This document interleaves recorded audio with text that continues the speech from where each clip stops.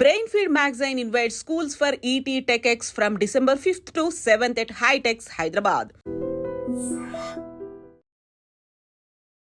Welcome to iDream. It's me Anusha Kumar. ఇవాల్టి మన guest social activist, advocate doctor Subhashini గారు ఉన్నారు. వారితో మాట్లాడదాం. నమస్తే మ్యామ్. నమస్తే మేడం, ఈ మధ్యకాలంలో సోషల్ మీడియాలో తెగ ట్రెండ్ అవుతున్న టాపిక్స్ అంకిత రాజ్ డైవర్స్ అని చెప్పేసి. సో చాలా మ్యారేజెస్ మనం చూసాం. అంటే ట్రాన్స్ ఉమెన్ అంటే జెండర్ చేంజ్ చేసుకున్న వాళ్ళు పెళ్లిళ్ళు చేసుకోవడం, మళ్ళీ అంతే తొందరగా విడిపోవడం. అంటే ఒక రకంగా కొందరిలో విషాదంగానే చూడాలి. ఎందుకంటే వాళ్ళ దగ్గర ఏదైతే వెల్త్, మనీ కానీ వాళ్ళని శారీరకంగా కానీ వాడుకోవడానికి కానీ, వాళ్ళకి ఏదో మాయమాటలు చెప్పి వాళ్ళని మోసం చేయడం, పెళ్లి దాకా తీసుకెళ్ళడం, కొంతమంది ప్రేమ పేరుతో వాళ్ళని మోసం చేయడం చేస్తూ ఉంటారు మగాళ్ళు కొందరు. సో నా డౌట్ ఏంటంటే, ఒక నార్మల్ మహిళకి ఏ విధమైన హక్కులైతే ఉంటాయో, అంటే విడిపోవడానికి కానీ మ్యారేజ్ చేసుకొని వదిలిపెట్టిన ఆమెకి కేసులు వేయడానికో లేకపోతే దానికో లీగల్గా, ఒక ట్రాన్స్ ఉమెన్కి కూడా అలాంటి హక్కులే ఉంటాయా అన్నది మెయిన్ డౌట్. చాలా అంటే కాంట్రవర్సీ క్వశ్చన్. బట్ చాలా మంది బాధితులు ఉన్నారు. సో వాళ్ళకి యూస్ బాధితులు ఉన్నారు. అయితే ఇక్కడ ఏంటంటే what we have to understand, సామాజికంగా ఎదుగుదల వేరు, సామాన్య స్త్రీ అయినా ఒక పురుషుడైనా ఎదుగుదల వేరు సామాన్యంగా. అంటే అయితే థర్డ్ జెండర్ గా మీరు చూస్తున్నారా, లేకుంటే ఒక సామాన్య జనాల్లో ఒక స్త్రీ పురుషుడి కింద పరిగణనలోకి తీసుకుంటారు. ఓకే.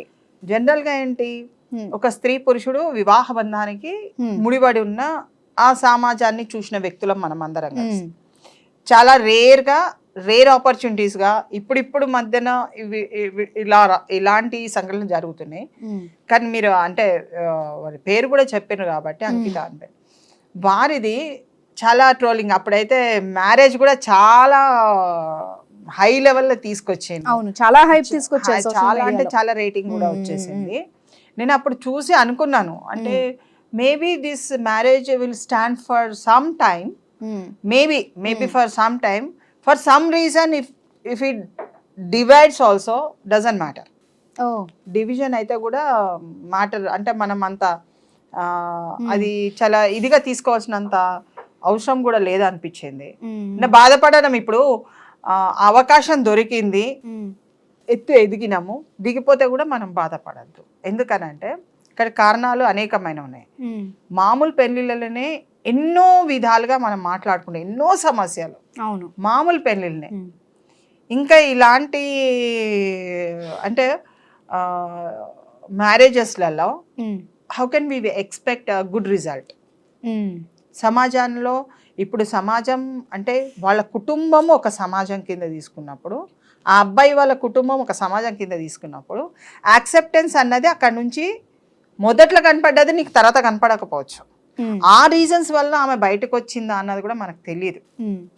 స్టార్టింగ్ పెళ్లిలో ఆమె ఎలా ఇతనికి అట్రాక్ట్ అయ్యి, ఎలా వీళ్ళిద్దరు పరిచయం అయ్యి ఎలా పెళ్లి చేసుకున్నారో చెప్పింది ఆమె. తన ఇంటర్వ్యూస్ అని కూడా మనం చూస్తే తను ఫుల్ ఫ్లెడ్జ్గా విత్ వెరీ ఆల్మోస్ట్ హ్యాపీగా చెప్పింది. హ్యాపీగానే చెప్పింది. ఎక్కడ ట్రాజిడీ అంటే చాలా బాధగా చేసుకున్నట్టు ఎక్కడ చెప్పలేదు.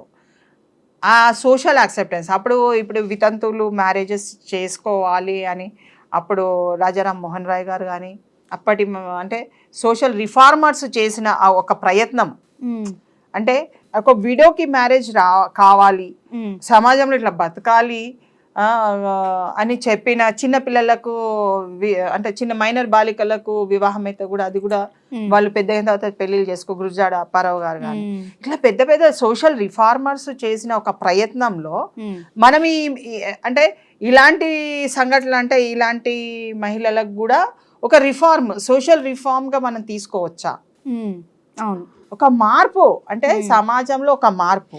ఇప్పుడు అది తక్కువ స్థాయిలో కనపడవచ్చు. అంటే వివాహం చేసుకొని వాళ్ళు రద్దు చేసుకోవడము, డైవర్స్ ఇవ్వడము, అంటే సమాజంలో బ్రతకలేని పొజిషన్లో, అంటే ఒక స్పేస్ లేక, ఇప్పుడు లిఫ్ట్లో ఎక్కుతాము, లిఫ్ట్ ఆగిపోతే సఫకేషన్ అన్నది ఏ విధంగా ఉంటుంది మనిషికి, మేబీ తనకు ఆ ఇంట్లో ఉన్నప్పుడు ఆ వాతావరణంలో ఎక్కువ రోజులు గడుస్తున్న కొద్దీ ఒక సఫకేషన్ గా ఫీల్ అయ్యి మేబీ ఆమె బయటకు వచ్చి ఉండొచ్చు. మేబీ అది అంటే నేను ఊహించుతున్నాను. సో అలాంటి సందర్భంలో ఒకవేళ ఆమె వస్తే ఇట్ ఈస్ ఫైన్, నిన్ను వరి కావాల్సిన అవసరం లేదు. నీ లైఫ్ నీకే కదా.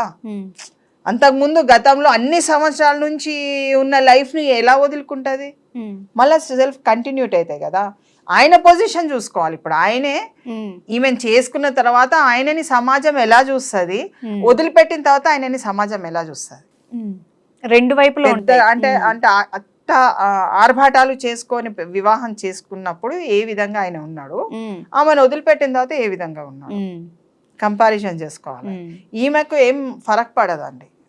షీ విల్ బి నార్మల్ వెళ్ళిపోతుంది. ఎందుకనంటే ఆమె జీవితం ఆమెకు ఉంది, మొదటి నుంచి ఉంది జీవితము, కొని పెట్టి తెచ్చుకోలేదు. ఆమె స్థిరంగా ఉన్న జీవితంలోకి ఇతను ప్రవేశించి ఇతను ఆయన జీవితంలోకి ఈమెను తీసుకున్నాడు. కాబట్టి డజన్ మేక్, అంటే అక్కడ మనము ఆమె బాధపడవలసినంత అవసరం లేదు, అతను బాధపడాలి. ఒక సోషల్ రిఫార్మ్గా ఈ సమాజానికి సంఘ ఉద్ధరకుడిగా పేరు తెచ్చుకోవాలనే ఉద్దేశంతో వివాహం చేసుకున్న వ్యక్తికి ఉండాలి తప్ప ఈమెకు అవసరం లేదు. ఈమె కామన్ గా బతకచ్చు, ఆమె జీవితం లీడ్ చేసుకోవచ్చు. She will be the most happy life lead చేయొచ్చు. ఆమెకు అంత హక్కు అధికారం కానీ ఆమెకు ఉంది. ఆమె కేసు కూడా వేసుకోదు నాకు తెలిసి. ఎందుకనంటే తనకు అవసరం లేదు. జీవితం లేని వాళ్ళకి, ఆర్థిక స్తోమత లేని వాళ్ళకి, ఆర్థికంగా ఇబ్బంది పడే వాళ్ళకి, సంపాదించే శక్తి కానీ మెదడు లేని వాళ్ళకి అన్ని ప్రాబ్లమ్స్ వస్తాయి. ఆమెకు అన్నీ ఉన్నాయి. ఆమె సంపాదించుకోగలుగుతుంది, స్థిరంగా బ్రతకగలుగుతుంది. ఆమెకు తోటి వాళ్ళు కూడా they are supporting her. Why should she worry? మామూలు కామన్ మహిళకే వస్తున్నాయి, అసలు లేని ఇబ్బందులు వస్తున్నాయి. ఆమెకు వచ్చిన ఆమె తీసుకోవాల్సిన అవసరం లేదు. చట్ట ప్రకారం కూడా ఆమె, నేను అనుకోను ఆమె she'll go for legal right అది ఇది. కానీ వాళ్ళకి హక్కులు అయితే ఉంటాయంటారా? హక్కులు ఏ విధంగా వేసుకుంటది? ఇప్పుడు ఆమె ఏ విధంగా పెళ్లి చేసుకున్నది, ఏ పేరుతో పెళ్లి చేసుకున్నది, ఏంటి దాన్ని బట్టి ఉన్నది అన్నది చూసుకొని, ఒకవేళ సామాన్య జెండర్ ఆమె గతంలో ఉన్న, అంటే ఆమె పుట్టినప్పటి నుంచి ఉన్న జెండర్ని తీసుకుంటుందా, మధ్యలో జెండర్ని తీసుకుంటుందా, ఏ విధంగా, సరే that's all depends upon her. చిన్న టైం కాబట్టి ఇంకెప్పుడన్నా ఉంటే మళ్ళీ దాని మీద మనం మాట్లాడుకోవచ్చు. This is a very rare case కాబట్టి దాన్ని మనము అంత విధిగా తీసుకొని కాంప్లికేటెడ్ ఇష్యూగా తయారు చేసి జీవితం నాశనం అయిపోయింది, చనిపోవాలి, అది అవసరమే లేదు. ఎవరి కోసం ఎవరు చనిపోని అవసరం లేదండి. నువ్వు బ్రతికేది, నువ్వు బ్రతుకున్నది ఈ దేశానికి, ఈ సమాజానికి ఉపయోగపడే విధంగా బ్రతుకున్నావా, నిన్ను నీకు ఉపయోగపడతా. If I'm not earning 2500 per month, ineligible. నాకు సమాజంలో ఎట్లా బతుకుతానా? నేను బతికే పరిస్థితిలో ఉన్నాను, నేను మంచిగా చూడగలుగుతాను, ఈ సమాజంలో నేను నిండుగా ఉన్నాను, ఎవరికి ఏ దుఃఖం లేదు. నా వలన లేనప్పుడు నేను వరి కావాల్సిన అవసరం. ఎగ్జాక్ట్లీ. సో తను లీగల్గా ఉండాలంటే అది దాని రైట్స్ అన్నది ఆమెకి ఏమున్నాయి అన్నది తర్వాత పరిశీలించి మనం మాట్లాడుకోవచ్చు. ఇప్పుడు ఈ ఇష్యూస్ మాత్రం డెఫినెట్గా it will be a great life for her. Well said ma'am. Thank you so much. Thank you.